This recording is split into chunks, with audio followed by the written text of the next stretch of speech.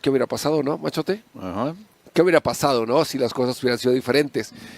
Y si ya te pones un poquito a analizar el partido y los cambios y dices, bueno, es que si se hubiera decidido mejor de otra forma, si hubiera hecho este cambio en lugar de, o este jugador en lugar del otro, por poner un ejemplo, ¿no?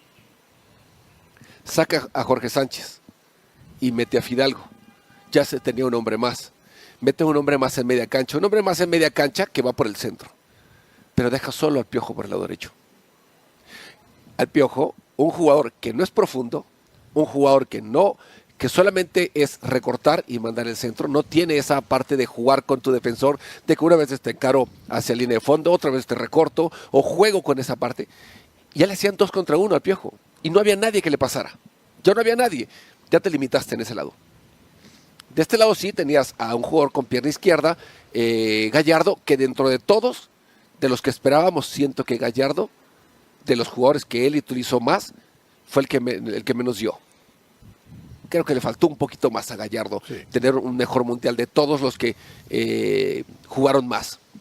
Metiste 3 centros delanteros, 2 con mismas características. Raúl y Santi son muy parecidos.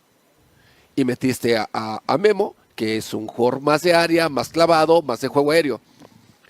Pero si metiste a esos 3, entonces ¿por qué te quedas por el lado derecho con un jugador que no tiene esa variedad, que no tiene esa oportunidad de mandarte un centro con la pierna derecha o pierna izquierda?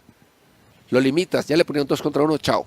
Entonces sí, ya te empiezas a dar un poquito, a profundizar en lo que es el partido, y sí, sientes que hay veces que hay que pensarlo un poquito más, desde mi punto de vista, ¿no? Eso es lo que yo veo, lo que yo siento que a lo mejor pudo haber hecho. Sí es cierto, lo de Luis Chávez, se ocupaba a alguien con un disparo de media distancia, incluso hasta para una falta. Un cobrador de esa calidad también es peligroso en un tiro libre. Así es que, si te vas dando cuenta, vas dándole un poquito de buscar cosas, pero siento al final del día que no podemos recriminar nada. No le puedo recriminar nada a Javier, porque al final logró hacer un grupo que nos trajo hasta aquí, que nos ilusionó. Ayer las 80,000 personas que había estaban ilusionadas con lo que la selección había hecho, con lo que la selección había mostrado en la cancha. Y eso es gran parte por lo del trabajo del técnico, del cuerpo técnico. Así es que, pues bueno, ni modo. Siempre en un partido que se pierde va a haber detallitos que puedan haber hecho o se pueden haber hecho de una mejor forma o de diferente forma, mejor dicho, ¿no? A ver, Dionisio, ¿y cuándo, desde tu punto de vista, porque la gente también lo dice, bueno, sí está muy bien, se le ganó al 23 para abajo en la fase de grupos, te enfrentas al 4 y ya no pudiste, sabíamos que era más difícil.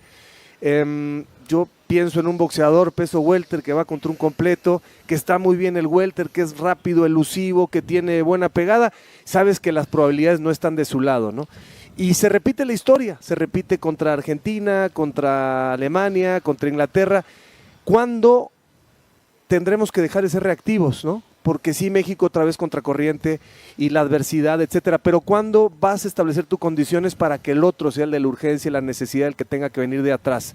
¿A ti te decepciona al final que México no le pueda ganar a Inglaterra? No, me desilusiona, ¿no? Porque sí existía la posibilidad de que México pudiera obtener una victoria.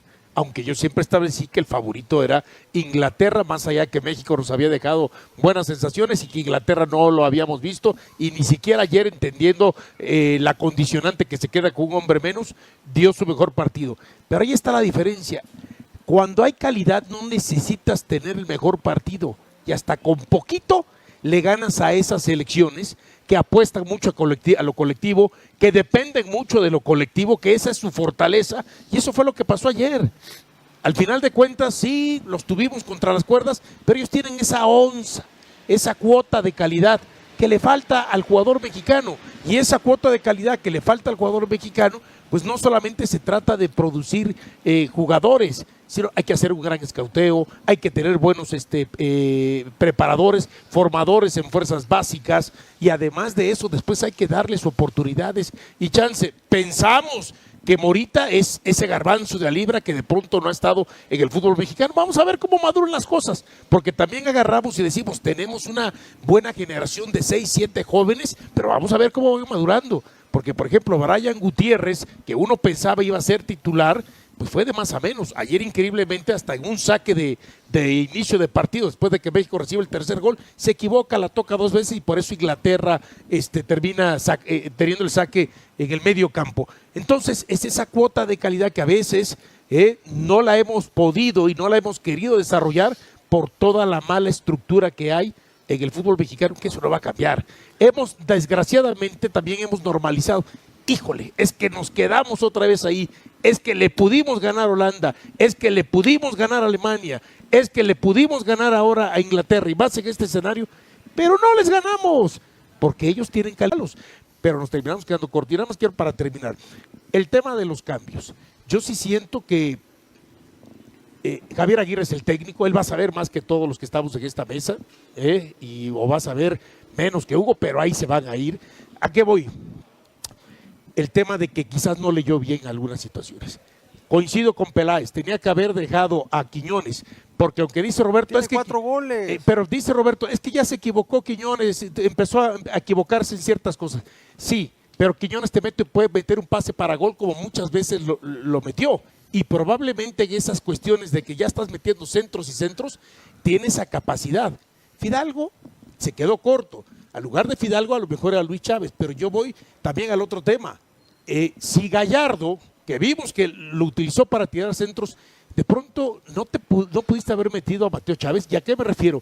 Se buscaba a alguien que buscara la personal para que dentro del área probablemente marcaban otro penal a favor de México. Si te das cuenta, ni el Piojo Alvarado ni Gallardo fueron capaces de meterse, porque no son tampoco extremos, para buscar esa jugada individual, esa jugada de desequilibrio. Y además agrego, si ya te diste cuenta que Montes por alguna situación en el calentamiento tuvo un inconveniente, sabes que ya no lo metas.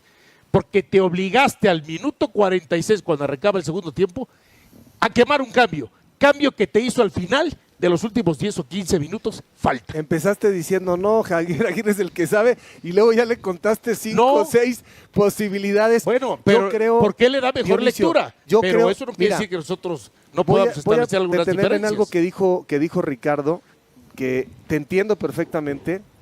Creo que es un sentimiento que todo el mundo comparte, pero creo que no está bien. Cuando dices, no hay que recriminarle nada a Mora, porque está muy jovencito, yo no coincido. A lo mejor la palabra recriminar es fuerte. Hay que recriminarle a Mora si jugó mal, porque es uno más aunque sea joven. Hablé del gol, Por eso, pero también... Le dan una pelota. Por eso. De la pérdida. Y pierde Bueno, la pelota. entonces hay que recriminarle en ese momento que no tuvo una buena ejecución, O hay que aunque tenga hacerle ver. 17 años, ¿no? O yo no se la doy. No, Si está tienes bien, un hombre cerca, está mejor bien, se la doy a está otro bien, lado. pero no importa si es grande, si es chico y es mediano, ya está listo para la batalla. Para la batalla a partir del criterio del técnico, ¿no? Y tiene que responder en esa medida, ¿no? Es decir, si ya Mora participó en el Mundial, contra Inglaterra simplemente demostró que no estaba listo.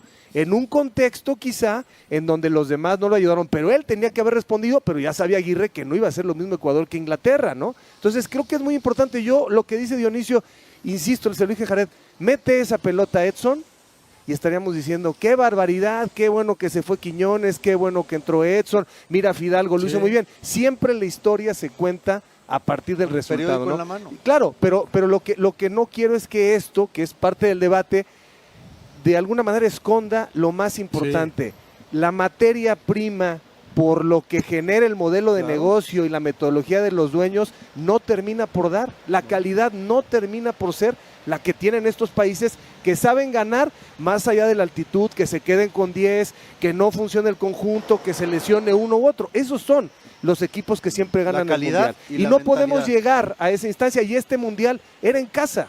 ¿Ustedes creen que esta condición se puede repetir en 4 años era una más? gran oportunidad. Como reparten la pelota a los ayer. dueños, se ve muy difícil. Ese es el nivel, y por eso después es muy fácil. El técnico se equivocó en esto, en el otro. Claro. Javier Aguirre aprovechó más de lo que suponíamos el material futbolístico que le entregaron, porque es el material futbolístico que existe. Así como dicen de Brian que fue de más a menos, también Mora, por supuesto que fue de más a menos, y por supuesto que terminó quedándole grande el partido ante Inglaterra. Y lo que dice Jared de Gallardo tuvo una actuación apenas discreta en el Mundial en general. Fue mala, yo sí diría, en términos futbolísticos, no puedo recriminarle nada a Johan Vázquez, a Eric Lira, a Jorge Sánchez, a Roberto Alvarado, Jiménez. a Quiñones. Ahí a Raúl Jiménez. Pues Raúl Jiménez Metió con, 3 goles, con al sus final de goles, cuentas. sí, pero no fue el centro delantero que sabemos que puede ser. Pero sí, vamos a decir que aceptable. Otros no. Gallardo no jugó a su mejor nivel. Montes con la expulsión. Edson terminó ofreciendo una actuación también discreta en la última. Entonces, Rangel, bueno, cuando fue requerido, pero luego también se equivoca en la del penal. Ahí está la materia, los futbolistas. ¿Qué puede hacer Aguirre si se equivocan en la elección de la jugada? Hay un disparo de Gallardo que va a la bandera. Centro. Pero Déjame espérate, ponerte no estás en la Liga MX, el ejemplo este de es un España, partido de selección. El ejemplo de España, del cual vamos a hablar más adelante. O sea, empieza el partido, saca a 2 o 3 jugadores, mete otros 2 y 3 y da el salto de calidad. O sea, Sí, la no, pues es calidad otro material. y la cantidad que tiene el técnico en la banca te da para hacer esas cosas. Nosotros sacamos a uno y ya nos cuesta trabajo que el otro haga mejor el trabajo. México puede cambiar de posición del 9º al 10º siempre y cuando Egipto elimine a Argentina. Reflexiones. Y lo de Rafa, cuéntenos por favor, porque parece que los dirigentes ya hicieron una transición ahí detrás de la cortina, para bien o para mal, y la culpa no la tiene Rafa, pero no hubo debate, ni le preguntaron a los presidentes, ni nada. Ya Rafa, insisto, no estoy cuestionando su capacidad, estoy diciendo que el método pues es un poco como setentero, o más bien nunca ha dejado de ser de esa manera. Cuéntenos. Javier, ¿cómo estás? Buenas noches. León, mira, yo veo varios puntos. Ayer casi se nos quebraba el Vasco, en ningún momento culpó a los jugadores, aunque daba a entender de ciertos errores que no puedes cometer porque ante estas grandes figuras te cobra factura. Yo sigo pensando que el equipo mexicano necesita jugadores, León, en equipos top de Europa. Es decir, ¿cómo le vas a ganar a los top si ellos están acostumbrados a jugar cada semana en los mejores equipos del mundo y a estos niveles se te va dando el reto? Y ayer quedó claro. ¿Qué dijo el Vasco? Llegamos 16 veces, metimos 2, ellos llegaron 5, metieron 3 y en momentos puntuales cometimos errores y perdimos el partido. Y la norma de México, buenas noches señores, es estar entre el 9 y el 16 del mundo. Si uno se remonta a los últimos 32 años, han sido 8 eliminaciones en la fase de octavos de final, más allá de que el formato aumentó en su momento de 24 a 32 selecciones y ahora son 48 y después van a ser 64. El lugar de México, quitando el Mundial pasado, en donde un gol más contra Arabia Saudita lo hubiera llevado a octavos y muy probablemente una eliminación ahí, porque ese México de hace 3 años y medio no jugaba bien, ni cerca de lo de este tri. La norma es esa. Entonces, para entrar al grupo de élite, entre los 8 mejores, yo coincido plenamente con John. Este país tiene que ser mucho más exportador de figuras jóvenes hacia el viejo continente, futbolistas que tengan el roce en Champions League, en Europa League, que puedan jugar en los mejores equipos del mundo, y para eso necesita hacerse un replanteamiento de cómo se venden los jugadores. Huescas es el único que estaba programado y se lesionó para jugar Libertadores de todos los mexicanos. Champions League. Champions, perdón, Sí. Champions de todos. También siento que es una oportunidad que el fútbol mexicano sabe que dejó desperdiciar. Jugar en tu casa, tu smog, tu gente, tu altura. Este era el momento para trascender y el manejo de la presión no se pudo. Y de Rafa Márquez, yo creo que Rafa lleva 20 meses con un posgrado aprendiéndole al Vasco. Creo que el Rafa que llegó a selecciones, al de hoy, ha madurado, ha aprendido mucho, aunque yo soy de los que pienso que tarde o temprano a Efraín Juárez se le va a dar una oportunidad. No estoy diciendo que ahorita. Efraín se fue a Hungría, creo que Efraín está en un proceso. Yo les voy a decir una cosa, cuando Javier Aguirre empieza a armar su cuerpo técnico para esta selección, al que le habló antes que a Rafa fue Efraín Juárez. Lo que pasa es que Efraín le dijo: gracias, mi técnico ya se fue a Arabia y quiero volar, quiero ser técnico. Entonces hay que ver, Rafa tiene que dar resultados, porque si no empieza el telefonazo de siempre. Sí, a ver, bueno, Javier nos decía, si ya es una decisión plena, tiene que ser ratificada por la Asamblea de Dueños. Es decir, el plan de la Federación Mexicana de Fútbol, con Ibar Cisniega, con Duilio Davino y por supuesto la cabeza, el comisionado Mikel Arriola, es presentar a Rafael Márquez Álvarez como el sucesor de Javier el Vasco Aguirre. Pero los dueños tienen que decir: ok, votamos el proyecto a favor, aquí está el informe por escrito, van a revisar todo lo que se hace, lo que viene hacia el ciclo del 2030 y ver de qué manera, si le van a dar el voto de confianza a Rafa Márquez, que todo indica que así tendría que ser, cómo lo van a arropar John, porque tiene que ser arropado con un cuerpo técnico de mucha experiencia.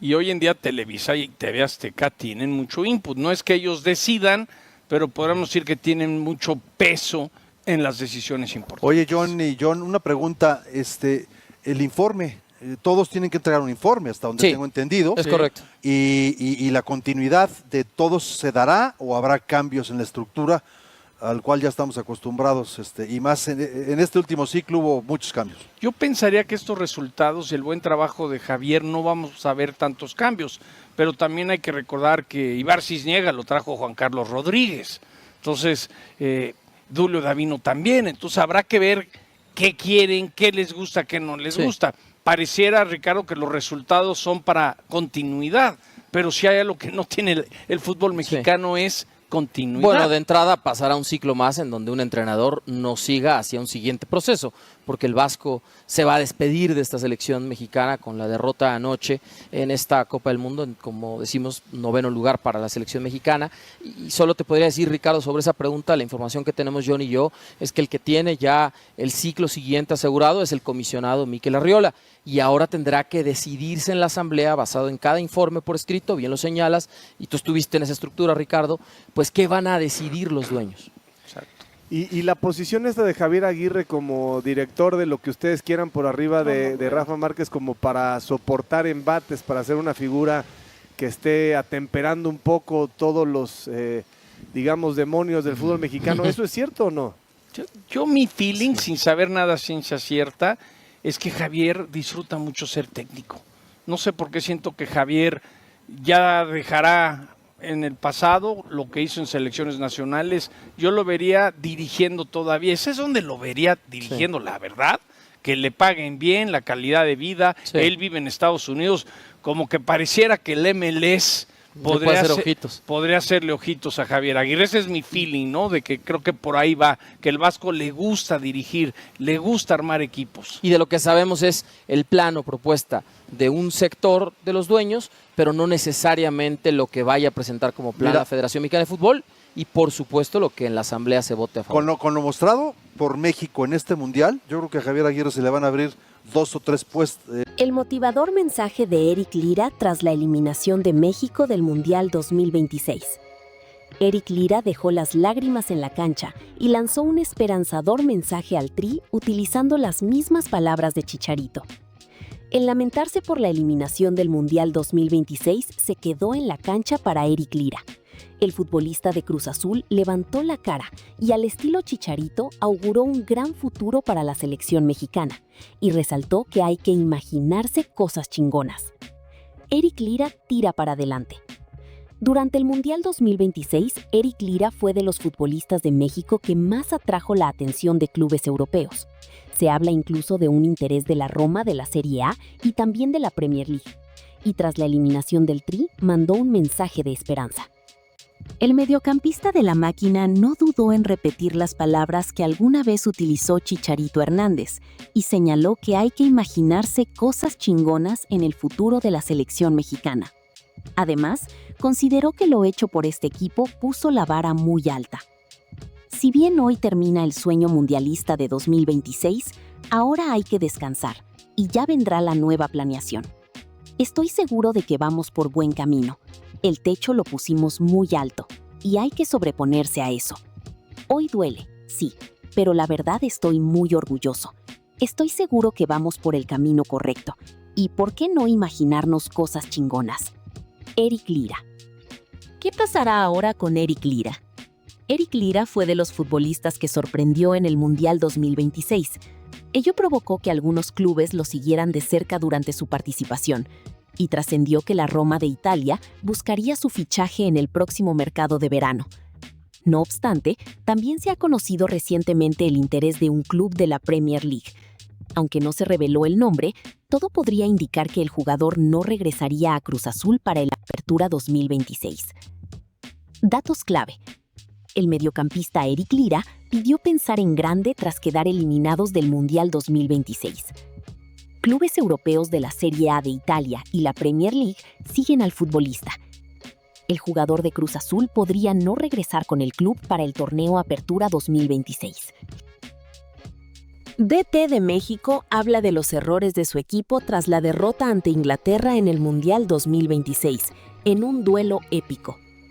Luego de la derrota de México ante Inglaterra en el Mundial 2026, en un duelo épico, el entrenador del equipo, Javier Aguirre, compareció ante los medios y, si bien se dijo orgulloso de los jugadores, no evitó hacer una autocrítica a su equipo. Así habló el DT de México tras la derrota ante Inglaterra. Debajo de estas líneas te dejamos las declaraciones de Javier Aguirre, quien, si bien reconoció la entrega de su equipo en la cancha, no evitó reconocer que la derrota se debió a errores puntuales. Sí, no les puedo reprochar nada. Yo creo que el fútbol... Cometimos un par de errores en los goles que aceptamos, pero bueno, es fútbol. Ellos son un gran equipo. Hicimos lo que pudimos. Javier Aguirre. Además, dejó en claro que, en efecto, las equivocaciones en la cancha pesaron, porque enfrente tenían a un rival de categoría que pudo aprovechar los descuidos del Tri. Estas son las grandes ligas, y no te puedes equivocar porque te condenan. Tuvimos ahí un par de errores y me da tristeza por la gente, pero creo que mis jugadores pueden estar tranquilos, porque hicieron lo que pudieron ante un gran equipo. Confía en el futuro del Tri. Asimismo, el entrenador reconoció que, si bien al Tri no le fue como se esperaba, sabe que el equipo queda en manos de los jóvenes, pero dejará que la prensa sea quien juzgue lo logrado con el equipo. Cuando llegamos, veníamos en un momento difícil. Hoy hay gente joven, muy joven. Muchos jugadores se fueron a Europa. Todo eso lo dejo a criterios de ustedes. Javier Aguirre. Por ello, solo queda esperar a ver lo que pasará con la selección mexicana una vez que Javier Aguirre dé un paso al costado, para ver si es que Rafa Márquez ocupa su lugar. Datos clave. Javier Aguirre afirmó sentirse orgulloso del esfuerzo de la selección mexicana pese a la derrota ante Inglaterra.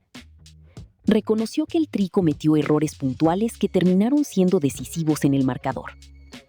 Señaló que ante un rival de alto nivel no hay margen para equivocaciones. Consideró que sus jugadores dieron todo lo que pudieron y pueden quedarse tranquilos por su entrega. Lamentó el resultado principalmente por la afición mexicana. Memo Ochoa se retira de la selección mexicana entre lágrimas tras eliminación ante Inglaterra del equipo. Pero, ¿fue su último baile? La eliminación de México ante Inglaterra del Mundial 2026 dejó escenas desgarradoras en la cancha del Estadio Azteca. Sin embargo, ninguna como la de Memo Ochoa, quien se mostró destrozado ante las cámaras en lo que fue su última participación en Copas del Mundo y su retiro de la selección mexicana. Así se despidió Memo Ochoa del Tri. Desde antes de iniciar su participación en el Mundial 2026, Memo Ochoa tenía una cosa clara. El arquero reveló que esta sería la última vez que vestiría la camiseta de México y jugaría una Copa del Mundo. Aunque el arquero no confirmó si después del torneo se iba a retirar profesionalmente del fútbol, sí aseguró que lo haría del Tri. Y luego del pitazo final en el duelo ante Inglaterra, no pudo evitar el llanto desconsolado. En la banca, Memo Ochoa comenzó a llorar sin poder contenerse. Cuando terminó el partido, se levantó y caminó hacia la cancha sin dejar de derramar lágrimas, mientras trataba de cubrirse la cara con la sudadera. Su desconsuelo fue notado por los otros jugadores de la selección mexicana. Todos se acercaron a abrazarlo y consolarlo en la cancha, pues significaba el adiós de una leyenda. Y aunque la tristeza acompañará a todo el equipo, trataron de darle fuerzas al portero. Memo Ochoa se esperó al final para despedirse del público, arrodillarse y besar la cancha del Estadio Azteca, donde se forjó gran parte de su historia, no solo como seleccionado nacional, sino también con el América. ¿Se retira del fútbol? Memo Ochoa había señalado que si ya no tenía opción de jugar con la selección mexicana, el fútbol dejaba de tener sentido para él. Sin embargo, todavía podría disputar un último torneo antes de colgar los guantes. Se ha hablado de equipos como el América, que buscarían extenderle un contrato al portero para su último baile. Datos clave. El guardameta Memo Ochoa se despidió de la selección mexicana entre lágrimas. La eliminación ocurrió en el Estadio Azteca ante el conjunto de Inglaterra. El portero confirmó que se va del Tri, pero se desconoce si también lo hará del fútbol profesional. ¿Cuándo vuelve a jugar México tras el partido ante Inglaterra en los octavos de final del Mundial 2026? El partido de México contra Inglaterra ha sido uno de los más mediáticos del Mundial 2026 y los dos equipos entregaron un duelo épico. Te contamos cuándo vuelve a jugar México luego del duelo que sostuvo ante Inglaterra en los octavos de final del Mundial 2026, en un encuentro que nos dejó a todos al borde del asiento. ¿Cuándo vuelve a jugar México tras el duelo ante Inglaterra? México quedó eliminado por Inglaterra en el Mundial 2026, por lo que su siguiente partido sería hasta la próxima fecha FIFA de septiembre de 2026, ya que no tendría más actividad en la Copa del Mundo.